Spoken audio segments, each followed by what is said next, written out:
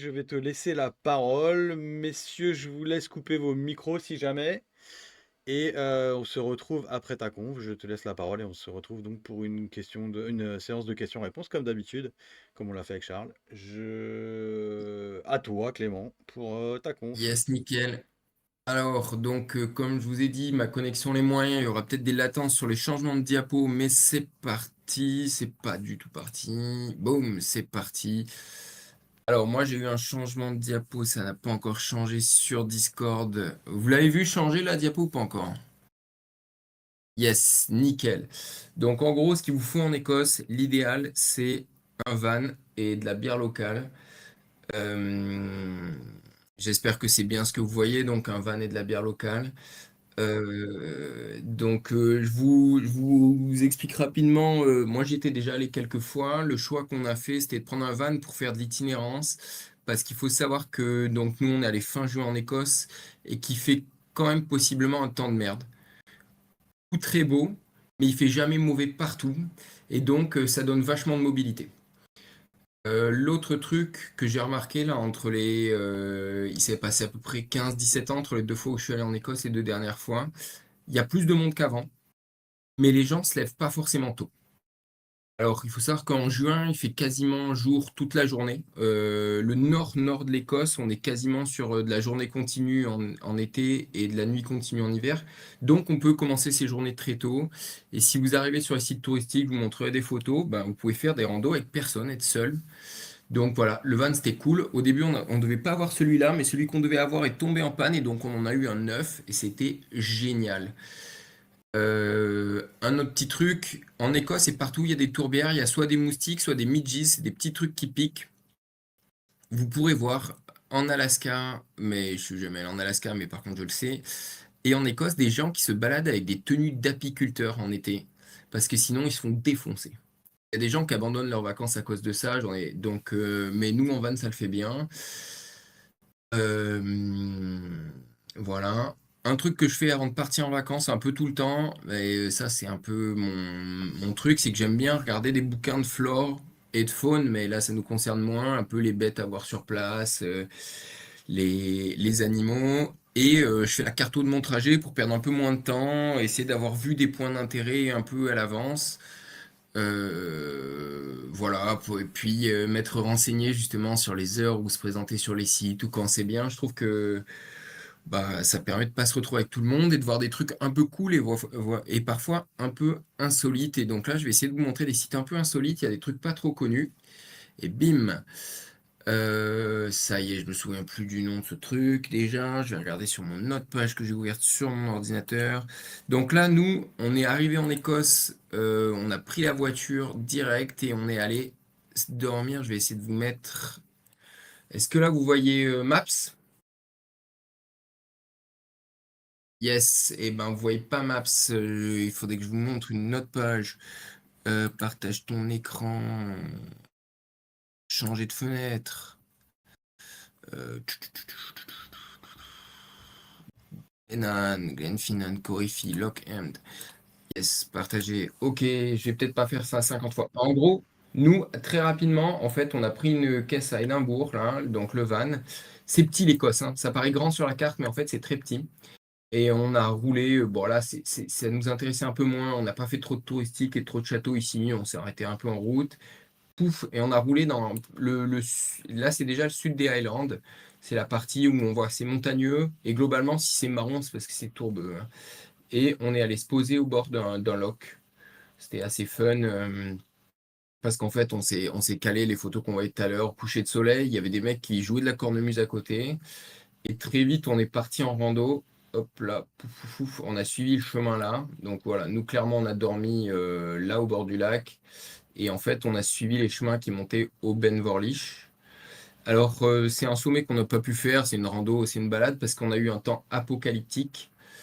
Mais voilà, c'est un peu pour que vous vous rendiez compte que d'ici à là, il doit y avoir, je sais pas, 1 heure et demie de voiture, ça va assez vite. Et là, quand vous êtes là, vous êtes déjà dans la nature et vous pouvez faire des petites découvertes un peu sympas en allant faire pipi. Autant vous allez déjà pisser sur un tapis de Drosera et vous en rendre compte le matin en vous levant, quoi. Alors, je vous remets quand même la fenêtre sur laquelle vous voyez des trucs un peu plus cool. Hop, poum, poum. Donc, ça, c'est un peu les biotopes qu'on a typiques en Écosse. Donc là, on voit le lac autour duquel on a dormi. C'est beaucoup de chemins comme ça. Quand on est en basse altitude, c'est ça. C'est de la prairie.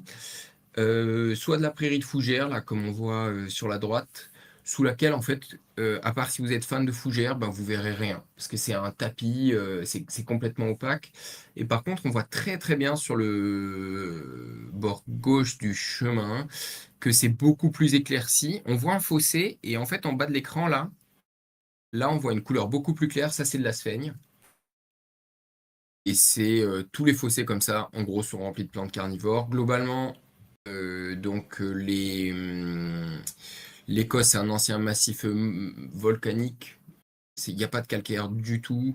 Et donc, c'est de la tourbe sur des roches métamorphiques ou des roches volcaniques et un tapis de végétation au-dessus, un compost, mais c'est globalement acide. Mais en gros, voilà. À droite, là, les coins comme ça, on voit rien.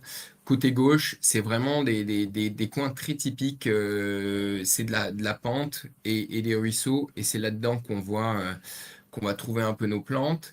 Il y a des petites plantes indices, là, des petites plantes compagnes qu'on voit beaucoup. Ça, c'est ça, c'est Orchis maculata. C'est un truc qu'on voit en France. C'est une orchidée avec des feuilles un peu lancéolées, un peu longues, comme on voit là. Sauf que pile celle que je vous montre, c'est pas ce que je veux. En tout cas, c'est cette forme-là. Et avec des petites taches noires dessus. Ça vit bien dans les tourbières, dans les marais. Ça, je pense que c'est Orchis maculata et que c'est pas ses feuilles. Et sinon, il y en a une autre qu'on voit un peu plus loin. Ça doit être Dactylorhiza majalis. Bon, peu importe. C'est des orchidées. Eux, ils appellent ça Orchid of Marsh, orchidée des marais. Clairement, quand vous voyez ça, plus ces petites plantes jaunes là qui sont des asphodèles, plus ça qui est de la bruyère, plus ça qui est de la canneberge, et ben vous avez en fait absolument tout ce qui constitue une tourbière. Et s'il y a tout ça, c'est obligé à 100% des plantes carnivores. Globalement, si vous avez des asphodèles, vous aurez des Drosera. Je sais pas pourquoi, partout j'en ai vu, c'était comme ça, mais donc voilà, c'est un peu des repères. Et chez nous en France, un peu dans le Massif central en tout cas, ça marche pas mal comme ça. Et donc là, bim, voilà, ce que le bord de chemin de tout à l'heure, là où je vous montrais que c'était plus clair, et ben voilà, on voit directement, donc Pinguicula vulgaris. Alors, dans un biotope très typique de ce qu'on attend d'une tourbière, hein, de la sphaigne, de la flotte, de la bruyère, c'est sur de la tourbe. Alors, je sais que si vous, là, il faut me faire confiance sur Vulgaris, vu qu'on voit pas la photo et qu'aux feuilles, on pourrait dire que c'est autre chose. Il faut savoir qu'il y a peu de Pinguicula référencés en Écosse. Il y a Vulgaris grandiflora et étonnamment Lusitanica, hein. Et ça, c'est Vulgaris, je le sais, j'en ai vu d'autres. Donc voilà. Mais on tombe très vite sur des coins comme ça. Et là, il y a votre copine, en fait, elle a marché, elle est 50 mètres devant, elle se retourne, vous êtes accroupi, le cul dans la flotte sous la pluie, à regarder des plantes, et elle se demande ce que vous faites, mais c'est quand même pas mal cool. Et en fait, en levant les yeux, je me rends compte que c'est des tapis entiers de Pinguicula, là, comme on voit là. Et là, on voit qu'elles sont quasiment sur la roche nue. On distingue un peu la tourbe ici. Mais voilà, toutes ces espèces de petites salades, là qui est vraiment à l'œil, ça tape vraiment à l'œil, hein, on les reconnaît très très bien. Bah, c'est Pinguicula vulgaris, c'est très très sympa. Donc bah, là, un peu des macros. Et là, je suis tombé sur mes premiers Drosera aussi. Et ça se voit un petit peu sur celui de droite, mais ça se voit beaucoup sur celui de gauche. Et ils étaient extrêmement particuliers. Je ne sais pas si vous voyez comme ils sont pubescents. Ils sont extrêmement velus. J'avais jamais vu des Drosera rotondifolia aussi poilus que ça. Et j'en reverrai peut-être jamais. Mais voilà, je vous fais une macro dessus. Elle était quand même magnifique cette plante. Ouais, j'aurais bien aimé l'avoir dans ma collection, mais elle est restée en Écosse et c'est top. Mais je pourrais vous donner le coin où on voit des coins comme ça. Là, boum, on change d'endroit. Ouais, c'est un peu rapide hein, parce qu'il y a 60 photos. Donc là, on change d'endroit. On va vers le Ben Han. Je vais vous... Bon, peu importe. On continue à rouler vers le nord de l'Écosse. Et ça, bah, c'est un peu la météo qu'on avait quand même. Donc, bah, voilà, on y voyait un peu que dalle. Et là, on a un biotope typique à Pinguicula là-haut, c'est-à-dire que en fait, c'est de la roche quasiment nue qui est lavée par la pluie. Il y a, et c'est ce qu'on va appeler, ce que nous on a en France, c'est la zone de combat de l'étage préalpin. En gros, ce qu'on a en géographie, c'est on a je sais pas comment ils s'appellent les étages du bas d'ailleurs, où on a de la plaine, où il y a un peu de tout qui pousse. Après, on a un étage avec des feuillus. Après, on a un étage mixte feuillu résineux, un étage résineux, un étage où il y a quasiment plus de végétation. C'est l'étage préalpin. C'est la zone de combat en fait, où les arbres arrivent plus à pousser. On est limite et après on a l'étage alpin où ça devient très limité. Ça, c'est vraiment en fait les coins dans lesquels on trouve des pinguicula. Et c'est très facile de les voir dans ces coins-là parce qu'en fait, il n'y a plus rien. Là, voilà, on voit bien en fait le début de la zone de combat. C'est pour ça que j'ai mis cette photo. Là, on voit de la végétation hop, hyper dense. Et là, on voit qu'en fait, on commence à être à des altitudes plus élevées et des endroits plus raides, plus lavés.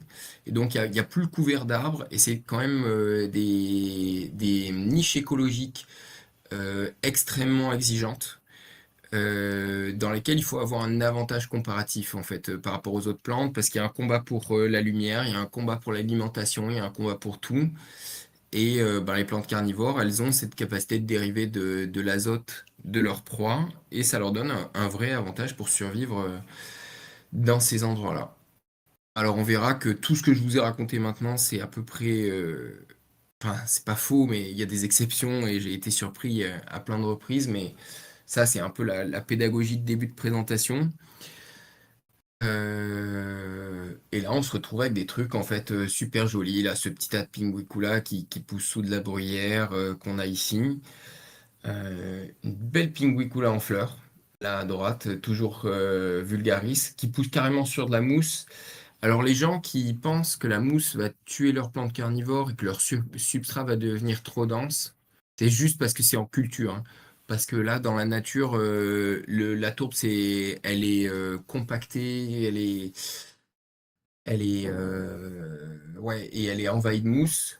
Et les pinguiculas se régalent là-dedans. Pinguicula, ça fait des toutes petites graines, donc elles se coincent très bien entre les coins de mousse. Et c'est un peu ce qui les attrape et qui font qu'elles arrivent beaucoup à pousser à la verticale dans ces coins-là. Là, ben, j'ai mis une petite photo pédagogique encore. On trouve à pas mal d'endroits des petits panneaux qui demandent de respecter un peu l'environnement, notamment en restant sur les chemins, parce que je montrerai plus loin un peu des photos de l'érosion mécanique du passage des touristes et de la marque que ça fait dans le sol. Mais voilà, l'Écosse préserve un peu sa nature. Et en même temps, bon, il y a d'autres endroits où c'est un peu moins vrai. Et donc voilà, bim, ça, là où il n'y a rien, c'est le chemin. Donc on voit vraiment le lavage complet par la pluie, hein. Et dès le bord du chemin, voire là, on marche dessus, quoi. Tout le long de notre balade, on s'est retrouvé avec des belles plantes comme ça. Alors c'est la première fois que je voyais des pinguicula en fleurs dans la nature. C'était très sympa. Euh, Alors on le voit un peu moins ici, mais là il y a des petites pousses. Je vous montrerai un peu plus tard d'où ça vient. Ça, c'est pas des plantes issues de graines. On verra sur un autre site que ça, c'est des plantes en fait issues de reproduction végétative. J'avais pas fait de photo à cet endroit-là, mais on en verra un peu plus loin. Mais en tout cas, ce qui est bien, c'est que voilà, dans des coins comme ça, on arrive un peu à concilier tourisme et observation botanique. C'est plutôt cool. Alors, qu'est-ce qu'on voit ici? Ah oui, c'est ça. Donc, bon, là, Pinguicula SP. Je pense que c'est Pinguicula vulgaris, mais je suis incapable de voir ça. Et là, on voit de la pousse, en fait, partout. Ici, ici, ici. Toutes les flèches rouges, c'est des pousses de Pinguicula. Et les flèches jaunes, c'est juste pour vous présenter un peu d'autres plantes compagnes qu'on voit. Ici, il y a une pousse de bruyère. Ici, il y a une pousse d'asphodèle. Ici, il y a une pousse de nombril de Vénus.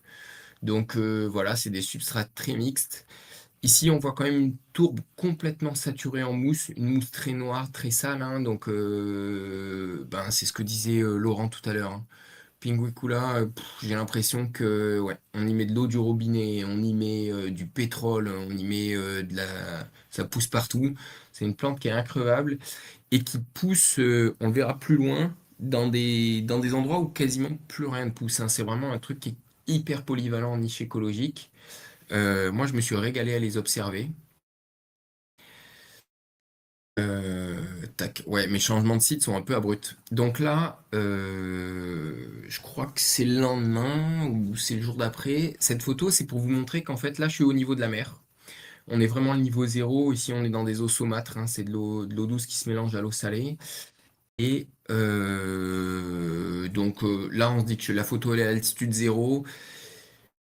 Et là, boum, on est à altitude 1 mètre. Allez, je pense. Hop, Orchis maculata. Hop, des asphodèles. Et là, je me dis, pouf, ça sent bon. Et tac, ici, on voit, hop, un Drosera rotundifolia. Alors, j'ai pas forcément de meilleures photos. Et là, c'est une belle surprise qu'on verra un peu plus tard. Un truc que j'avais jamais vu, auquel je m'attendais pas. Parce que je l'avais pas vu dans les flores que j'avais lues au début. Mais ici, il y a des pinguiculas toutes petites. Et ce site, c'est le site du train d'Harry Potter. Voilà, c'est un peu pour vous dire qu'on peut concilier de regarder des plantes et d'aller faire un peu de tourisme. Ben là, la photo paraît un peu idyllique, hein. C'est quasiment la photo réseaux sociaux. Et pourquoi je vous dis que ça vaut le coup de se renseigner sur le tourisme et de se méfier de la surfréquentation des sites, c'est que la réalité du truc, c'est ça. Alors là, si vous sortez, si tous ces gens, et là, vous voyez le temps de merde, hein, tout le monde a des parapluies, donc imaginez quand il fait beau, si tous ces gens ils sortent des chemins, et ben ça va détruire en fait tous ces biotopes hyper fragiles. Donc vraiment, je vous invite si vous voyagez, à bien respecter votre environnement de voyage, sachant que toutes les photos que j'ai fait, c'est sans sortir des chemins quasiment, ou alors dans des endroits complètement dans la nature où on n'a pas le choix. Et là, boum, Poudlard Express.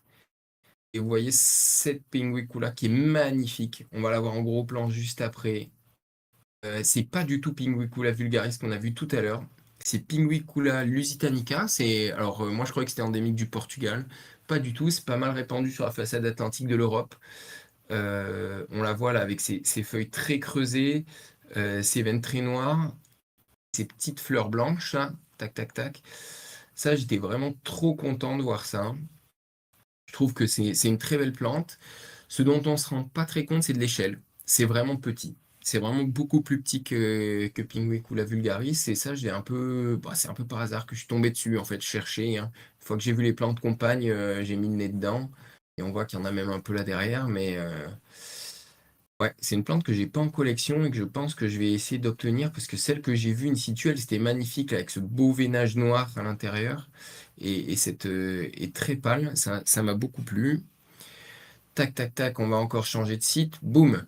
Et là, on part vers le coin que je préfère en Écosse, là où j'étais déjà allé. On part vers l'île de Skye. Alors, l'île de Skye, je vais quand même vous faire un petit changement de fenêtre. Tac, tac, tac, tac, tac, tac, tac, tac. I love Skye, forcément, c'est le seul que j'ai pas chargé. Ok, Google Maps. Si, bim, partagé. Ok, donc là, on doit voir l'île de Skye normalement. Donc nous, on a pris le ferry à Malay. En gros, on est parti d'Édimbourg. On a fait un stop là, un stop là, un stop là. Boum, on est allé jusqu'au petit port ici. Un petit coup de ferry. Et là, en fait, on arrive. Alors, on est très au nord, hein, de l'Europe. Ce dont on ne se rend pas compte, c'est ça. On arrive sur l'île de Skye. Bon, voilà, c'est vraiment un endroit hyper sympa. Pour vous dire, l'île de Skye, c'est là. Et en fait, ici, on est au nord du Danemark, en latitude. C'est un, c'est un truc qu'il faut avoir en tête sur le climat, c'est qu'il fait quand même beaucoup plus froid et que par exemple, à 1000 mètres d'altitude, autant au nord que ça, c'est le climat au-delà de 2000 mètres, largement au-delà de 2000 mètres d'altitude chez nous, en étage préalpin, voire alpin. Donc voilà, on arrive sur cette île où c'est quand même relativement isolé. Bon, ça passe bien en voiture. Je vous conseille d'y aller en Écosse. Les sites que je vais vous montrer, donc nous on roule, on va jusque vers là. Il y en a un peu de partout, mais en gros, ce que je vous montrerai, c'est vers là, vers ici. Cette grande chaîne de montagnes là qui est assez importante. avec des choses très caractéristiques. Et puis quelques trucs ici sur la côte, où là j'ai été vachement surpris, c'est un peu du hasard. Donc je reviens, hop là, à ma présentation. Il faut que je retrouve ma fenêtre, changer de fenêtre. Partager. Donc voilà, je prends mon ferry, enfin on prend notre ferry parce on est tous les deux, on arrive un peu plus loin, on roule, et là on arrive sur un paysage magnifique, donc il n'y a pas d'arbres endémiques sur cette île, c'est beaucoup de ruisseaux comme ça qui coulent dans de la tourbe. Pour les gens qui sont amateurs de whisky, les whiskies de l'île de Skye, c'est par exemple le Beaumort, c'est les whiskies tourbés. Clairement, en fait, les whiskies sont tourbés parce que donc c'est l'orge maltais, il est séché sur un feu de tourbe et en plus l'eau qui est utilisée, l'eau elle est vraiment jaune quoi. Elle est passée à travers la tourbe, c'est comme quand ça passe à travers nos peaux. Globalement, ça, c'est une tourbière à ciel ouvert, hein. Partout où vous allez marcher, si vous y allez, vous trouverez des plantes carnivores. Et là, vous voyez, la route est là, des asphodèles, hop, on s'arrête et des Drosera rotundifoliae ici et on en trouve vraiment de partout. Donc là, je vous montre plusieurs photos. Vous remarquerez qu'ils sont quand même beaucoup moins poilus beaucoup moins pubescents que celui qu'on a vu tout à l'heure. Je crois que j'ai fait un comparatif un peu plus loin. Voilà. Là, donc c'est quasiment le même spot que tout à l'heure. On les voit là, ils sont complètement glabres. Donc c'est du Drosera rotundifolia sans aucune pilosité, avec un petit midge pris dessus. En comparaison de celui de tout à l'heure. Donc là, on voit vraiment de la enfin, une différence en fonction des sites. Si c'est des plantes qui étaient prélevées qui seraient en collection, elles mériteraient largement une localité vu la particularité, la spécificité, surtout de celle-là qui m'a énormément impressionné, sachant qu'elle était énorme, hein. Euh, je dirais ouais, quasiment 10 centimètres de diamètre, c'était assez impressionnant. Mais voilà, j'avais envie de vous montrer un peu quand on se penche un peu et qu'on prend le temps d'observer les plantes, c'est ce genre de petits détails qu'on peut remarquer. Et ben ouais, si on a un peu l'œil d'amateur des plantes carnivores, ça plaît, quoi. Donc ça, c'est un peu les paysages de l'île de Skye qu'on voit. Et ça, c'est la fameuse chaîne de montagnes que je vous montrais tout à l'heure sur la carte, avec un site à visiter hyper impressionnant, le Old Man of Store. Ça, c'est le Old Man et ça, c'est le Store. Euh, on y passe un peu tout à l'heure. Et bah, nous, on s'est posé 30 secondes pour manger un bout. Et là, en fait, voilà quoi, c'est de la tourbière, c'est le cliché de la tourbière alpine, hein. C'est de l'herbe, de la vinaigrette, de la tourbe, de la sphaigne, et voilà, on voit tout dedans. Voilà, j'ai mis cette photo parce que c'est là où on a dormi et qu'il faisait beau. Alors, il faisait hyper froid, hein, quand on lisait, c'était dehors, on lisait en doudoune, hein. Mais ben bon, je vous montre un peu le paysage de l'île de Skye pour vous donner envie d'y aller. Il faut savoir que le camping est autorisé partout en Écosse. La seule condition pour avoir le droit de camper, donc mettre une tente ou un van, c'est que quand on part, il doit rester aucune trace de son passage. Aucune poubelle, aucun excrément, aucun truc comme ça. Donc il recommande de prendre une petite pelle pour enterrer et des sacs pour emporter ces trucs. Mais en tout cas, c'est vraiment camper friendly. C'est juste qu'en tente, si vous y allez 10 jours et que vous prenez 10 jours de pluie, ça va être dur. Alors qu'en van, ben, on peut toujours se réfugier à l'intérieur, faire sécher ces trucs, c'est cool. Mais voilà, en tout cas, c'est vraiment des beaux paysages comme ça. Ça, c'est le store. Donc ça, vous voyez, cette petite pointe là, c'est ça. Alors c'est con parce qu'il n'y a pas, j'ai personne à côté pour vous montrer l'échelle, mais c'est vraiment hyper beau. C'est pas un coin où vous verrez beaucoup de plantes carnivores ici, étonnamment. Vous en verrez un peu plus en bas. Mais par contre, ça permet de pas mal voir la géologie là. Ça, c'est que des couches en fait d'éruptions volcaniques et puis de volcans. Alors, je suis nul en géologie, en paléogéologie, mais de volcans extrêmement primitifs, hein, qui se sont effondrés. Donc, il reste ces traces-là de différentes couches de d'éruptions, en tout cas de coulées de lave et de constitution du sol. Et voilà, on les voit bien. Et ça, c'est de la tourbe bien lavée. Ici, là, ces trucs blancs, c'est des tapis qu'ils mettent pour maintenir le sol. Parce qu'en fait, à cause des passages, le sol devient extrêmement usé, ça creuse des fosses. Sachant que la tourbe, c'est extrêmement friable à l'érosion mécanique. Donc nous, ce qu'on a fait, c'est que comme la nuit était continue, on s'est couché tôt, on a fait ça à 6 heures du matin et personne. Vous y allez à midi, c'est blindé, quoi. Vous êtes avec 100 personnes, donc je vous conseille vraiment de faire les journées en décalé, si vous y allez. Et donc ça, c'est un peu ce dont je vous parlais. C'est, j'ai mis ces photos pour vous montrer deux trucs. C'est un, à quoi ça ressemble un sol de tourbe naturelle plus vieux qu'une tourbière immergée. C'est-à-dire que ça, c'est une tourbière qui n'est plus vivante.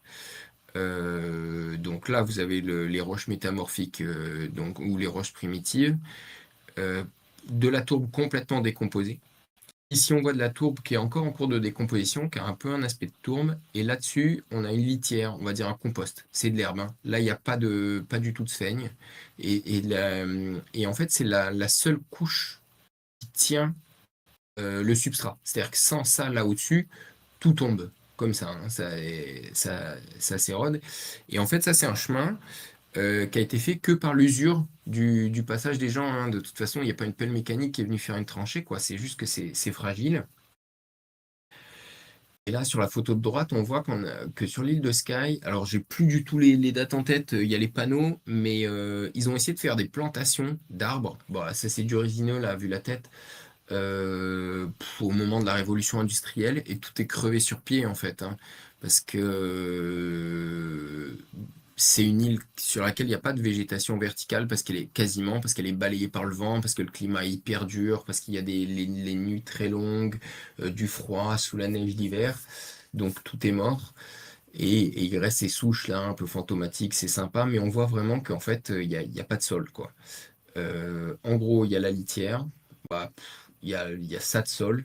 Et après, c'est direct le sous-sol, extrêmement fragile parce que donc ces roches primitives, elles sont assez fragiles à l'érosion mécanique. Je sais pas s'il y a des gens qui ont déjà mis pour tester des blocs de granit dans leur tourbière, parce que moi j'avais fait en déco, et en fait ça finit par tomber en sable, et donc ça fait cette espèce de sable-là.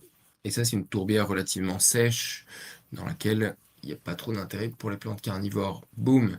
On avance un peu, là on est sur le bout de la chaîne de montagne que je vous montrais tout à l'heure, sur le Quairang.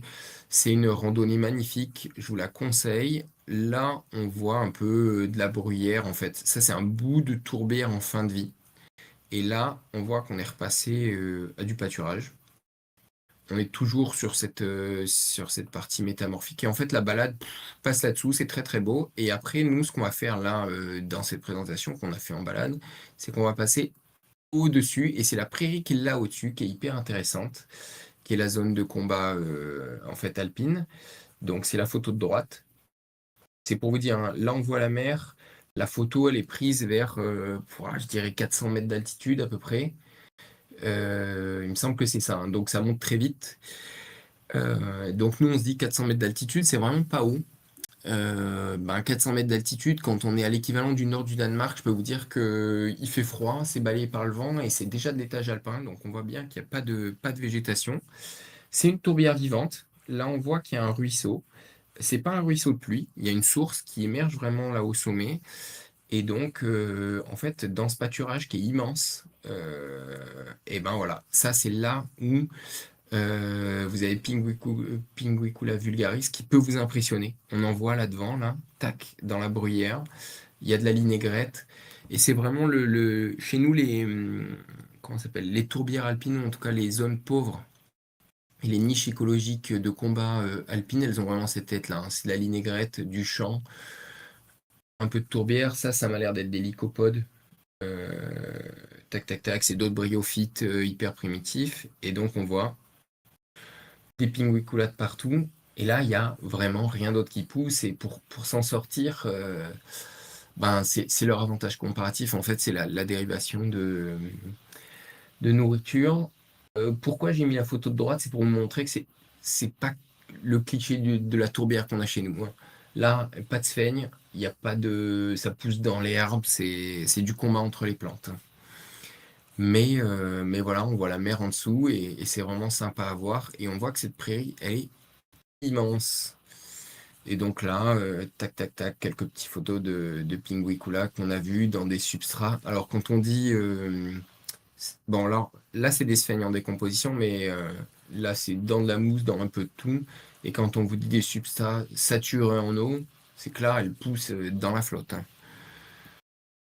Hop là, on change, on passe côté rive ouest de l'île de Skye, il y a un truc qui s'appelle Ferry Pools. On voit qu'il y a un peu de monde. Donc là, c'est ce que je vous disais tout à l'heure. L'eau sur l'île de Skye, dans le nord de l'Écosse, elle est jaune. Mais littéralement, elle est jaune. Parce que, et c'est la discussion qu'on avait avant, la pluie et les sources passent à travers la tourbe. C'est vraiment, donc le substrat est lavé en permanence et tous les,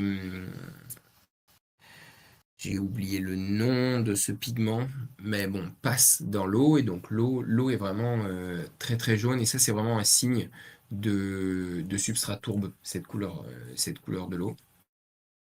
Donc là, les Ferry Pools, en gros, c'est ce ruisseau qui remonte avec plein de cascades, qui va jusqu'au pied de cette montagne où on voit rien.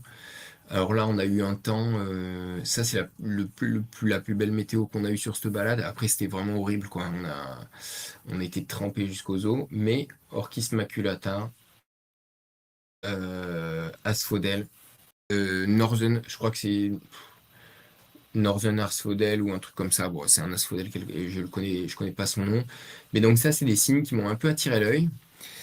Et donc là, on voit hein, le biotope, hop, les asphodèles, les orchidées, et ici, des pinguicula. Alors, on ne voit pas très bien sur ces photos, mais là, on voit vraiment bien la tourbière, là où elle se dessine. Des cailloux, de la tourbe. C'est des tourbières semi-vivantes, hein, pas trop en croissance. Mais là-dedans, ben, j'ai fait une. Donc, on voit un peu des Drosera ici, mais c'est parce que je sais qu'ils y sont. Là, j'ai fait une découverte unique dans mon voyage. Enfin, j'ai fait une découverte, une rencontre unique dans mon voyage. C'est que j'ai vu Drosera anglica. Alors, quasiment tous les jours, on a vu des Pinguicula vulgaris. Quasiment tous les jours, on a vu des Drosera rotondifolia. Drosera anglica, j'en ai vu 4 ou 5 max. Et sur une seule station, c'était ici. C'est très rigolo en fait, parce que si on ne le sait pas, on pourrait clairement croire que c'est un Drosera capensis. Sauf que Drosera capensis, ça pousse pas au nord de l'Écosse, hein. Mais voilà, c'est une jolie petite plante assez rare qui est beaucoup moins polyvalente et combative que Drosera rotundifolia. Donc on en voit beaucoup moins. C'est pareil là, hein, c'est à 1 ou 2 mètres du chemin. Donc si tout le monde vient piétiner ça, ben, c'est une zone qui va. Et vraiment la zone dans laquelle il y en avait, elle faisait 3 mètres carrés. J'en ai pas vu ailleurs. Donc qui est. Alors il y a un risque avec le changement climatique qui risque de favoriser les végétations concurrentes, mais aussi un risque de piétinement à cause du surtourisme et qui pourrait entraîner la disparition au moins de cette station-là. Donc voilà, et après hop, un peu des Drosera rotundifolia avec bon, une pilosité classique, mais moins que l'autre. Les Pinguicula qui sont quasiment assurément Pinguicula vulgaris. Et là, des Drosera rotundifolia, bah, le classique, mais vraiment toujours sympa à voir dans la nature. Tac, où est-ce que j'ai cliqué? Mes diapos passent plus. Ok, mes diapos passent plus. Pourquoi? Parce que mon PowerPoint ne s'est pas chargé plus loin que ça. Ne vous inquiétez pas. Ouais. Putain. Mais quelle merde. Bah, c'est ce que la conversation qu'on avait tout à l'heure, c'est que euh, en fait, à passer de plein de logiciels l'un à l'autre. De l'un à l'autre, j'ai perdu la moitié du truc. Attendez, je vais le retrouver. Alors ça, c'était un coup que j'avais pas prévu, mais ne vous inquiétez pas, j'ai un backup quelque part. Diapo plante carnivore, il est là. Boum. Yes.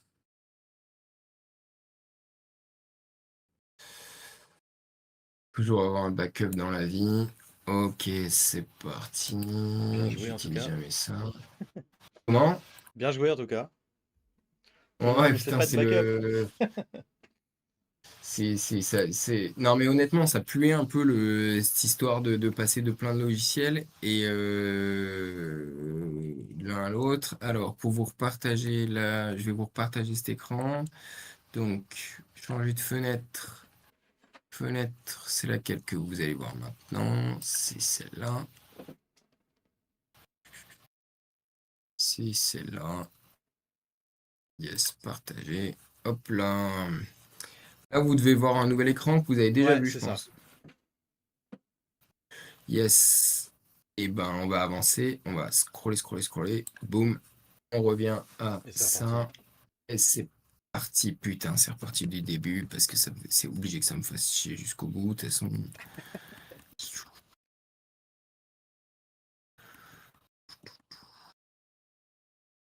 Voilà, on est revenu sur mes Drosera anglica. Je les re-regarde un coup parce que c'est une plante que j'ai même plus en collection, qui est décédée, je pense, par négligence de ma part. En fait, je pense que je l'ai perdue un jour où j'ai viré la salive dans mes pots, je l'ai jetée avec ou je l'ai envoyé à quelqu'un.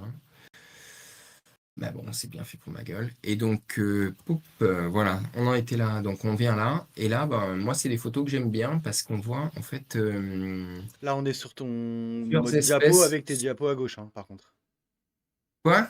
Là, on voit tes diapos à gauche. Ta liste de diapos à gauche. T'es pas en plein écran, quoi. Putain, mais je suis en plein écran sur un de mes écrans. Alors attends, peut-être que c'est moi qui dois regarder. Non, bah non, non, du coup, non. Je suis Non, sur mais ta en bonne fait, fenêtre. C'est ça pas met la un bonne peu fenêtre, je la pense. merde. La fenêtre, ça doit pas être la même. La pleine écran et la mode sommaire, là. Alors, Non, c'est peut-être pas la bonne fenêtre. ben, Si? fais Sinon, voir on un continue comme peu. ça, mais. Sinon, comment on avait fait la dernière fois? Il me semblait qu'on avait scrollé dans la fenêtre, on l'avait croppé, non? Je sais plus. Alors, pourquoi je peux pas te projeter ça? Dis-moi si c'est bon là un peu. Non, là, on est toujours sur tes Yes, diapos. parce que moi je l'ai en mode diaporama chez moi. Ok. Et c'est bien la même fenêtre que tu as partagée? C'est bien la plein Et écran que tu as partagée? là vous voyez quoi? Ouais, ouais, c'est. Et Là vous voyez quoi? il y a ta diapo au milieu et tes diapos à gauche avec nouveau diapo en haut à gauche et tout, quoi. C'est le mode création, quoi. C'est pas le plein écran. Mais attends, je vais regarder si dans Discord, je peux changer de live peut-être. Non, bah non. Regardez le Non, stream, non, hein. mais Fais en ton stream, fait, hein. c'est juste que je pense qu'il a du mal à intégrer le double écran. Bon, je vais éteindre mon écran de droite. Tac. Ok. Et là, dis-moi ce que tu vois maintenant. Là, tu es sur la page d'accueil et c'est marqué nous ne pouvons pas afficher l'image. On est sur la première page de ton diapo, là, on dirait à gauche. Ok, là, on est sur la première page, ouais. Alors là, je vous entends plus, je vous vois plus. Ouais, tu m'entends?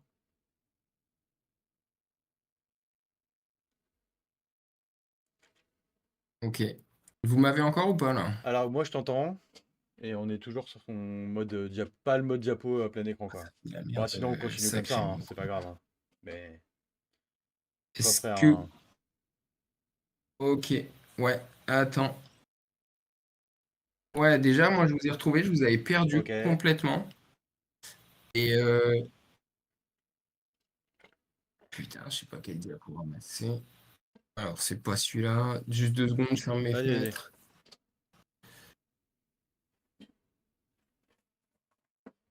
Pouf, pouf. Est-ce que. Ouais, en fait, tout à Ah, l'heure, là, pour c'est pas mal. l'alléger, pour être sûr, Ouais.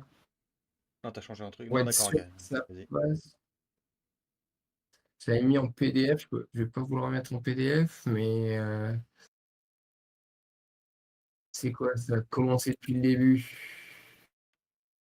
Ouais, et ben les gars, je crois que vous allez devoir vous faire votre création. Ok. On va rester comme ça. C'est pas grave.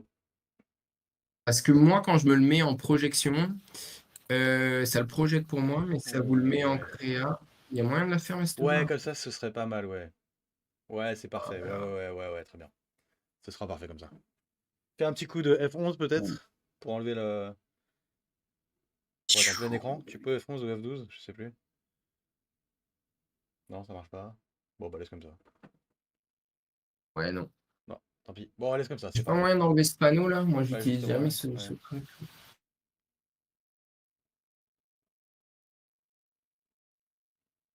On va voir si je fais ça. Et là, vous voyez quoi? Non, c'est toujours la même chose, c'était pas passé en plein écran. Putain. Ce qui est chiant, c'est que moi, je me le mets en diapo, je le vois en diapo et pas Allez, vous. Et ben, vous allez profiter du mode création. voilà, Comme ça, si je veux corriger des ce trucs, sera je pourrais vous parfait. montrer. Sauf que je peux plus naviguer dans mes Oui, miniatures, forcément.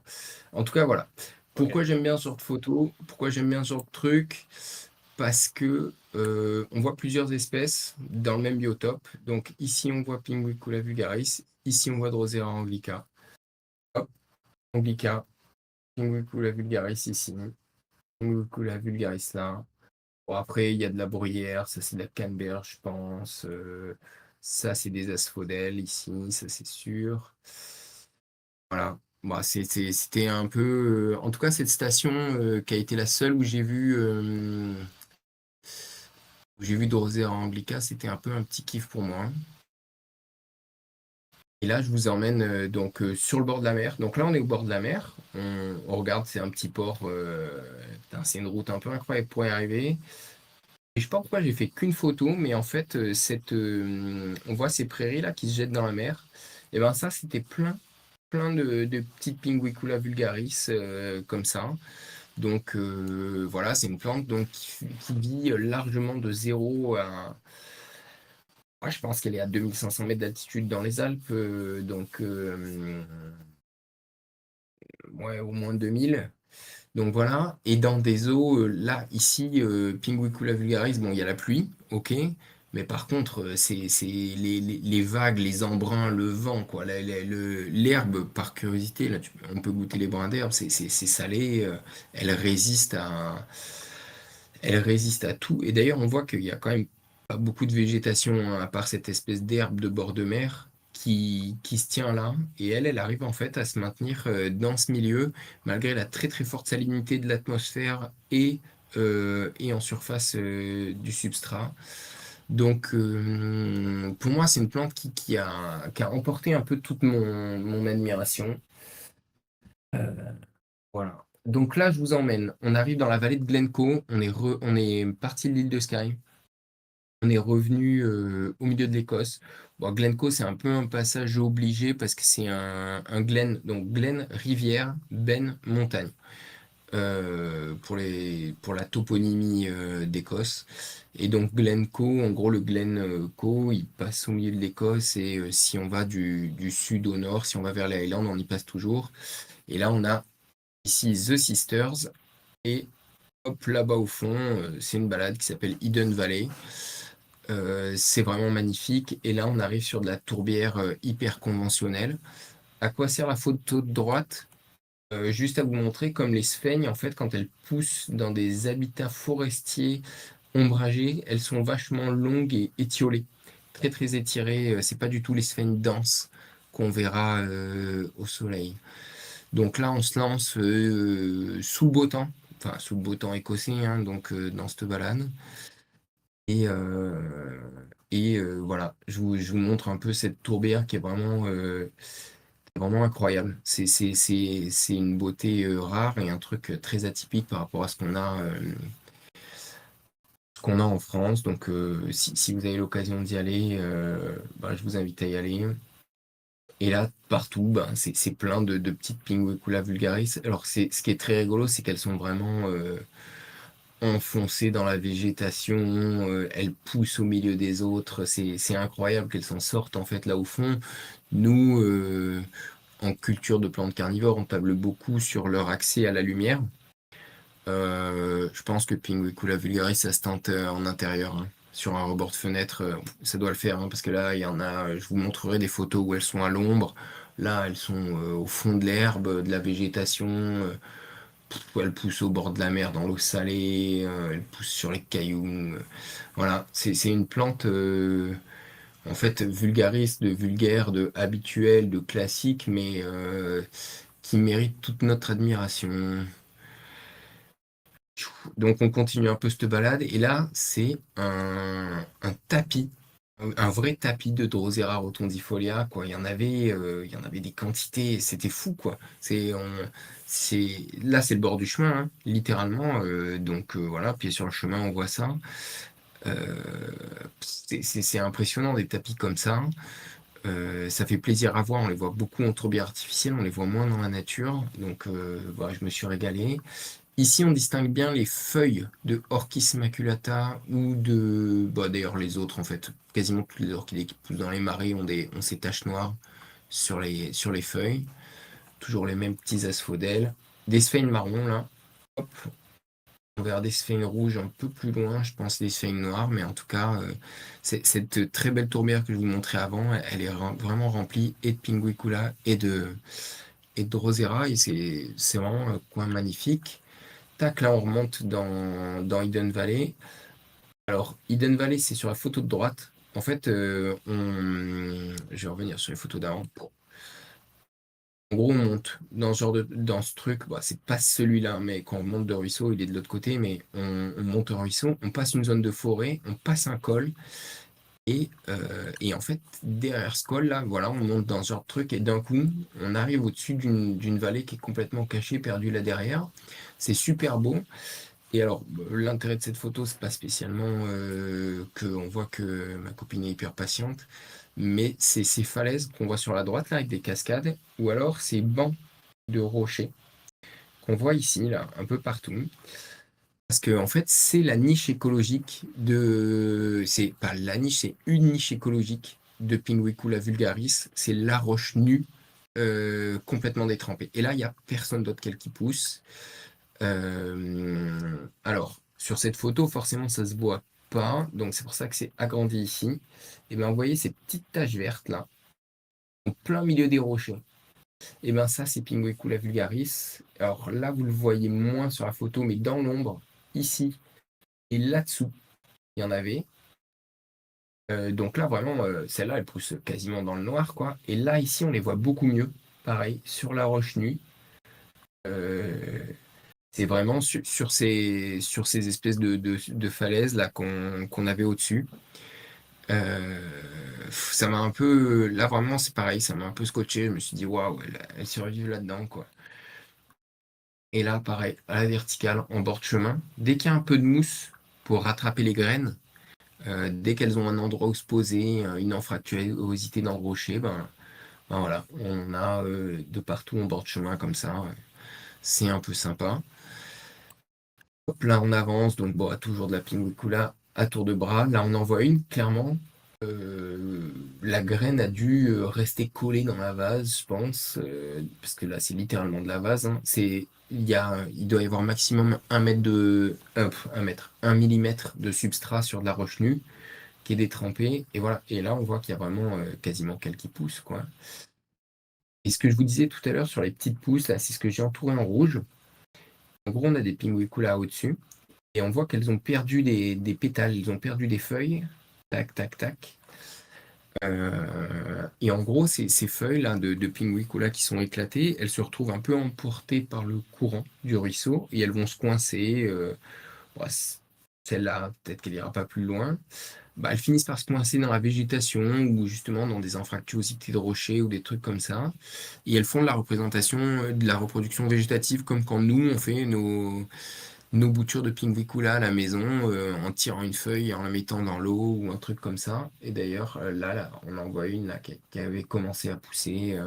Mais c'était rigolo de voir vraiment de la reproduction végétative dans la nature. Alors, je sais très bien que sur cette photo, on voit rien. Moi-même, en zoomant dedans, je ne les voyais pas. Mais je me souviens que j'avais pris cette photo parce que justement, il y avait des pingouins là-dessus. Elle se coinçait un peu sur les rebords rochers et il y en avait aussi en limite de végétation, en limite basse, mais c'est vraiment voilà, les roches nues que je vous montrais tout à l'heure sur lesquelles là, il n'y a vraiment plus que la pingouicula qui pousse, quoi. Alors là, pour fuir la mauvaise météo, on a migré de l'autre côté de l'Écosse. Et pourquoi je vous ai mis cette photo dégueulasse, c'est pour vous montrer qu'en fait, on est à l'altitude de la neige. Euh, donc l'altitude de la neige en juin, ça veut dire qu'il fait froid toute l'année. Voilà. Le seul intérêt de ces photos, c'est de vous dire que vraiment il fait froid toute l'année. Là, on voit des sphènes qui sont blanches, donc blanchies par l'assèchement du substrat, hein, quelques asphodèles, mais c'était vraiment l'idée, c'était de vous montrer un peu Cairngorms Mountain Railway. Alors, je vais essayer de vous montrer ça en vous partageant pour vous montrer à peu près où on est parti là en Écosse. Touc, touc, touc, touc, touc. Parce qu'on est carrément de l'autre côté. Corify, Cairngorms Mountain Railway. Partagé, hop là. Normalement, vous devez voir ça. Touc. Donc là, voilà, on est parti en fait sur ce massif montagneux. Donc, bon, les photos Google, ils essaient de les prendre au moment le plus sec de l'année pour qu'on ait les reliefs. Et on voit qu'il reste de la neige quand même. Alors, c'est juste pour vous dire, l'île de Skye, c'est là. Nous, on est parti là. Et on est vraiment, vraiment en altitude. Là, il commence à faire vraiment très, très froid. C'est du largement 100 km/h de vent. Nous, en gros, ben, bon, il n'y avait personne hein, quand on y était. On a dormi en bord de route là-dessus. Et en fait, les photos que je vais vous montrer, elles sont sur ce bord de route et ce caniveau. Pourquoi je vous montre ça? C'est pour vous montrer en fait l'accessibilité des trucs un peu merveilleux, quoi. Mais là, clairement, on voit on a passé l'étage préalpin en fait, hein. On est, vu la latitude, on est déjà à l'étage alpin et on est au-delà de la zone de combat. C'est-à-dire qu'il n'y a plus d'arbres, c'est vraiment une végétation. Bah, on est dans la zone de combat en tout cas à fond. C'est vraiment la végétation, c'est la guerre pour survivre. Et on revient à mon faux diaporama. David, il doit être content parce que je lui ai dit cet après-midi, t'inquiète pas, j'ai confiance dans la technologie. Et donc là, voilà, ça c'est le fameux fossé le long de la route, hein. C'est-à-dire que là, pourquoi j'ai coupé cette photo? Parce que sinon, il y a du goudron. Putain, en regardant, on sort du van, vous voyez, le tapis de Pinguicula, c'est ça.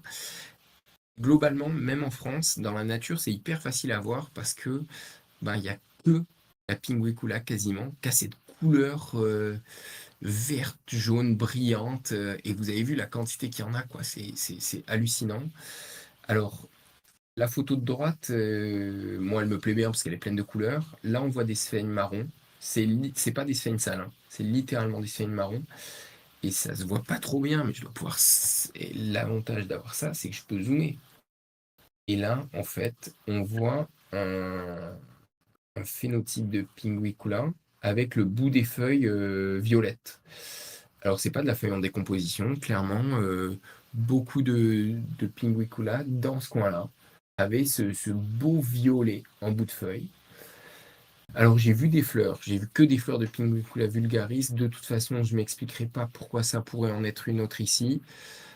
Mais c'est la première fois que j'en voyais avec cette teinte-là, qui sont quand même vachement belles, là, cette espèce. Alors ça rend pas hyper bien en photo, c'est un peu pâle, mais il y avait vraiment cette espèce de rose pourpre sur le bout des feuilles. Voilà, c'est aussi l'intérêt un peu de regarder les plantes en dehors de chez soi, c'est que en fait il y a dans la nature des particularismes génétiques uniques. Et comme c'est des biotopes extrêmement isolés, ben, il y a très peu de brassage et donc ça permet de marquer des caractéristiques comme ça. Donc ben voilà, là c'est vraiment la ping classique, hein, de bord de route. Et là pour les amateurs de Sphane, 3, 2, 1, c'est du Sphane porn. Donc de la Pinguicula vulgaris dans de la sphène jaune rose, dans de la sphène noire. Et je vous le dis, c'est pas de la sphène, j'en ai vu à d'autres endroits, c'est pas de la sphène en décomposition, elle est vraiment noire. Et là, de la sphène rouge, et là vous voyez comme elle est dense, avec des toutes petites têtes. C'est pas du tout Sphagnum magellanicum, là, cette grande sphène rouge qu'on voit partout avec les népenthes, hein. Mais voilà, et je trouve que c'était beau ces plantes qui émergeaient des sphènes comme ça, hein. Celle-là, là, on voit qu'elle avait encore un peu de rose sur les trucs. Peut-être que je peux zoomer un coup dans mon diapo. Ouais, je vais vous mettre comme ça, je vais vous enlever le bandeau du bas et on verra un peu plus. Et tac, hop là, ça, c'est... bon, alors, on reviendra là-dessus après. Euh, voilà, ça, c'est juste pour vous montrer les sphènes magnifiques. Ça, c'est une tourbière vivante. On le voit parce que la sphène est en fait en train de conquérir les substrats secs. Et donc, Et je pense que c'est vraiment un produit du réchauffement climatique, c'est-à-dire que les sphènes gagnent en temps de croissance, et donc petit à petit, elles vont passer sur les cailloux, et là, on va avoir une tourbière qui va croître. Et là, on a des magnifiques sphènes rouges, oranges, jaunes, avec les pinguicula qui poussent en plein dedans. Alors qu'à droite, ça, c'est du bord de caniveau, creusé au bulldozer, hein, c'est les caniveaux de bord de route. C'est du 100% sable, le substrat. C'est de la pousse à la verticale parce qu'on voit bien les hampes florales qui partaient vers le haut. On n'a pas la fleur, non, forcément, je suis pas assez malin. Mais voilà, donc c'est Pinguicula vulgaris. Tout ça, c'est en 10 mètres. Et alors ça, c'est le seul et unique Drosera rotondifolia que j'ai vu à cet endroit-là. Et bah, ça renforce mon avis sur l'unicité de l'autre que j'avais vu qui était hyper pubescent là, avec tous ses poils, parce que bah, c'est un Drosera rotondifolia classique tout petit. Et je pense que petit à petit, en fait, la niche écologique euh, devient moins exclusive et que les Drosera rotondifolia vont arriver à rentrer dedans. Voilà. Toc. Alors ça c'est le lendemain matin. Voilà, la vue qu'on avait, c'était quand même pas mal beau, hein. On voit qu'on est assez haut en altitude parce qu'on voit très loin. Bah, j'ai trouvé des girolles. Je me suis dit que quand même ça valait le coup de vous en parler parce que moi ça m'a bien plu. Et le petit insert en haut à droite, c'est juste pour vous le dire. C'est pour moi l'endroit le plus surcoté d'Écosse. C'est le Loch Ness. C'est de la forêt, quoi. C'est de la forêt. D'ailleurs, là, ça se voit pas trop bien, mais c'est beaucoup de forêt plantée. Et après, ouais, il y a toute une mythologie autour du Loch Ness, tout un truc, mais l'endroit en lui-même, il y a des balades à faire autour. C'est pas forcément le plus fou. Alors que, exactement à l'opposé du parc, là où on a dormi, euh, il y a ça. Et ça, c'est fou. C'est le Corifee Natural Reserve. Le Corifee, c'est ce grand amphithéâtre-là. Où clairement, ben, on voit en fait là des définitions de biotopes hyper marquées. En gros, là en bas, on peut éventuellement trouver des Drosera. Et là-haut, là, dans la caillasse, c'est là où on va rentrer dans la niche exclusive pour les plantes carnivores. Et pour beaucoup de plantes d'ailleurs, parce qu'on voit qu'il y a beaucoup moins de végétation, dans la niche exclusive de Pinguicula vulgaris. Cette balade, elle part en fait beaucoup plus bas. Elle part dans la forêt. Et là, je vous l'ai mis sur la photo de droite. En gros, c'est de la végétation, c'est de l'herbe assez dense. Et au fond de l'herbe, là, au fond de tous les ruisseaux, eh ben, on a quand même Pinguicula vulgaris qui pousse. C'est-à-dire que cette plante, elle arrive à occuper vraiment toutes les niches écologiques. Euh, et vraiment, là, en fait, on a l'impression de marcher. C'est même pas tant mouillé que ça. Mais on les voit bien sur la photo de droite. Elles sont clairement en concurrence avec du trèfle, des pins, des trucs. C'est voilà quoi. Là, c'est du gazon de Pinguicula, hein. Et ce qu'on voit là, c'est pas de la sphaigne, hein, c'est du. Peut-être que je vais zoomer un peu dessus si vous voulez. Ça, c'est du polytrique. Putain, je suis en train de faire n'importe quoi, hein, puisque j'ai bougé ma photo. Mais voilà, je trouvais qu'il y avait un vrai intérêt à vous montrer ça pour casser un peu le mythe de la plante de tourbière ou de milieu pauvre ou de concurrence. Là, c'est juste la guerre en fait entre tout le monde. Bon, c'est clairement un milieu acide hein, parce qu'il n'y a pas de milieu alcalin en Écosse, en tout cas pas dans ce coin-là. Mais à part ça, c'est de la prairie. C'est de la prairie pas spécialement mouillée. Ça, c'est juste pour vous montrer en fait les forêts plantées d'Écosse et les coupes de bois. Et bon, ça, c'est le chemin en fait pour aller au Corifie, là, le plateau qui est sur la photo de droite, il est derrière cette forêt là-bas au fond. Et là où je vous disais qu'il y avait la zone de combat et la végétation rase, c'est là-haut en haut, là. On le voit bien. Voilà, il y a quand même des indices hein, que c'est bon à plantes carnivores. Il y a l'eau un peu jaune, il y a de la bruyère. Ça sentait bon. Et, euh, et en fait, il y avait une micro-tourbière. Ça doit faire, je sais pas moi, 4 mètres sur 5.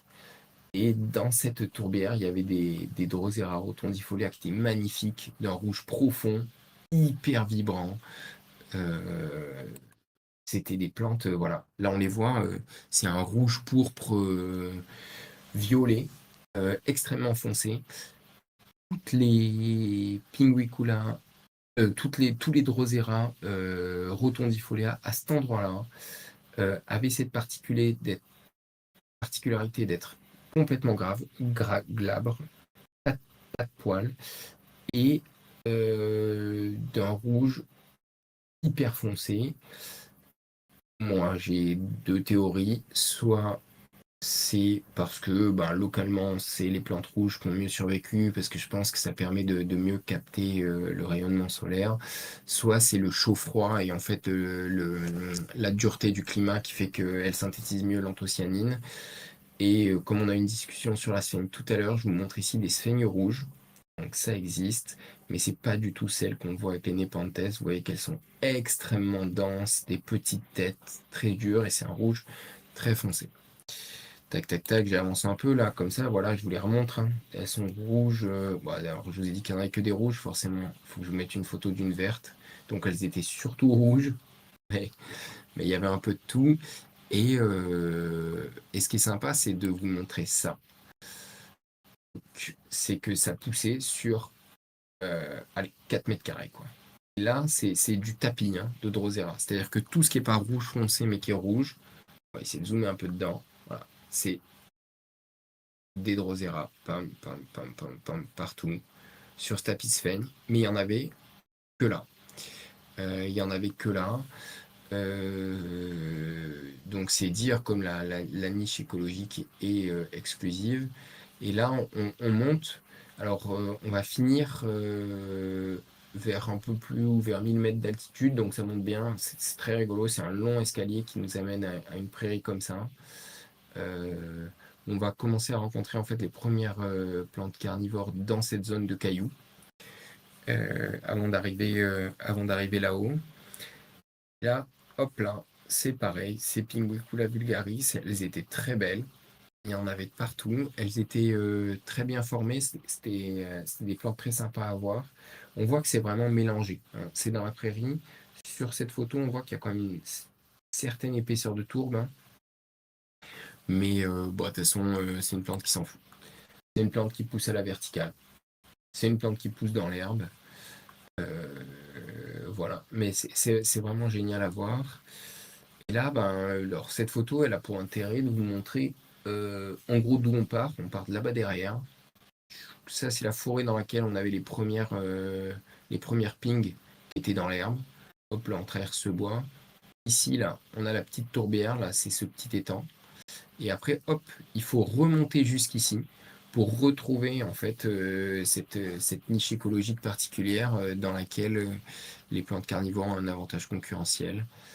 Et là, regardez bien, parce que c'est très rigolo, celle-là, elle a des fleurs bleues. Et d'un bleu, j'aurais bien aimé les voir ouvertes. Parce que bleu comme ça, on n'en voit pas souvent. Sinon, les autres, elles sont quand même classiques, hein. C'est de la fleur violette. Alors, pas exactement toujours les mêmes labels. Là, on voit que c'est des petits points. Celle-là, ça se voit un peu moins, mais c'est vraiment une barre. Mais ça reste toujours Pinguicula vulgaris, mais il y a une grosse variabilité dans les fleurs. Je suis quand même curieux de cette fleur bleue que j'ai pas vue ouverte. J'aurais bien aimé la prendre en photo, mais bon, c'est la vie. On peut pas passer une saison entière en Écosse. Voilà, là on en voit une autre, une fleur bleue. Celle-là, c'est celle de derrière qui a une fleur violette.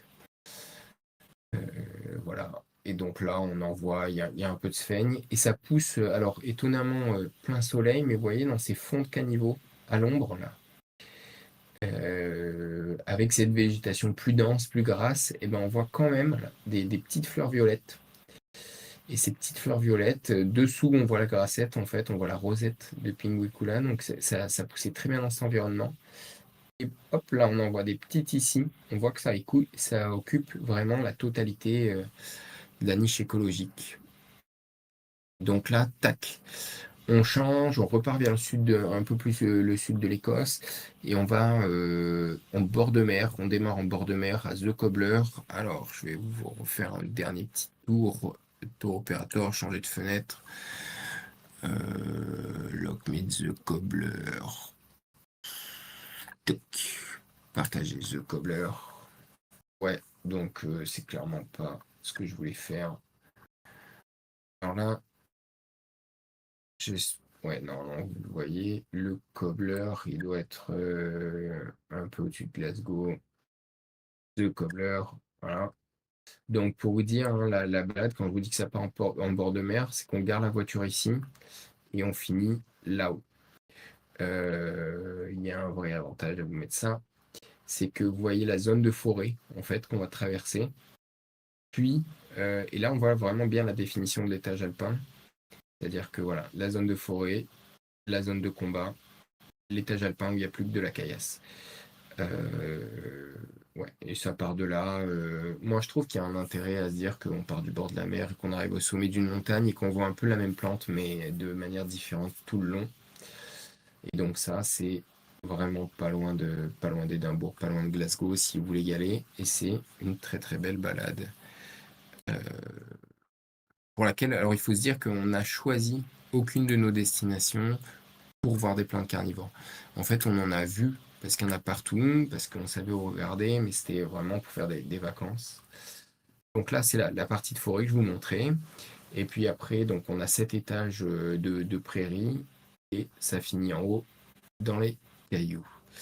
Et donc voilà, comme d'hab, dans la forêt, sur un seul patch de Pinguicula, mais par contre extrêmement dense, complètement à l'ombre. Alors on voit que quand elles sont à l'ombre, on l'a vu un peu sur les photos précédentes, elles sont moins vibrantes. C'est une couleur qui se voit moins, elles sont plus vertes salade, quoi. Mais voilà, là c'est typique, hein, c'est de la sphaigne étiolée parce qu'elle a poussé à l'ombre, c'est des Pinguicula vertes, mais on voit qu'elles poussent avec en fait toute la végétation, quoi. Hop, on passe à l'étage au-dessus, et là, en bord de chemin. Alors ça se voit pas trop, je pointe avec mes bâtons, mais moi, ça me faisait ma journée à chaque fois, hein. Des Drosera là au bout. Tac. Voilà. Et là, sur le même étage, des Pinguicula, des champs de Pinguicula et des champs de Drosera. Bah, c'était clairement sympa, quoi. Voilà. Et là, on voit que en fait, ben, pour l'enracinement, Drosera rotundifolia, il n'a pas besoin de grand-chose. Si je peux arrêter de faire un peu de la merde, ce serait top. Parce que là, j'ai essayé de vous montrer, hein, il y a en fait de la mousse à la surface du rocher et donc il y a pas de marge d'enracinement. Allez, je redis un coup qu'elles sont moins poilues que la première que j'ai vue, mais et qu'elle me fait rêver, mais bon, voilà. Alors, à mon avis, pourquoi les plantes carnivores, elles poussent si bien dans la mousse? En fait, pas si bien, mais autant dans la mousse, c'est parce que c'est très dense, la mousse, et donc ça doit beaucoup retenir les graines. Il faut savoir que le mode de dispersion des graines, c'est le vent et la pluie et l'écoulement quand elles sont tombées au sol. Et en fait, comme ça joue le rôle de tamis et de filtre.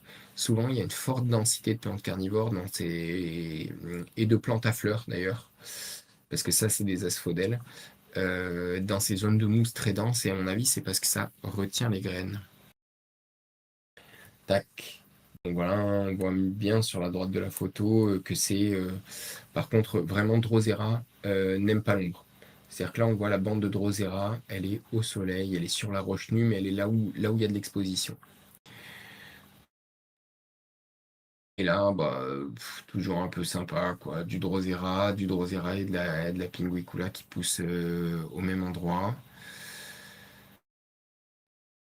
Je sais plus du tout ce que je voulais montrer sur la photo de gauche, donc, mais bon, elle a le mérite d'être là. On arrive au bout, j'ai essayé de faire assez vite, de pas faire trop chiant, parce que bon, ça reste des photos de vacances, hein. Moi, je suis pas photographe, et on a eu beaucoup de pluie. Mais voilà, bah, ça c'est moi, et on me voit pas.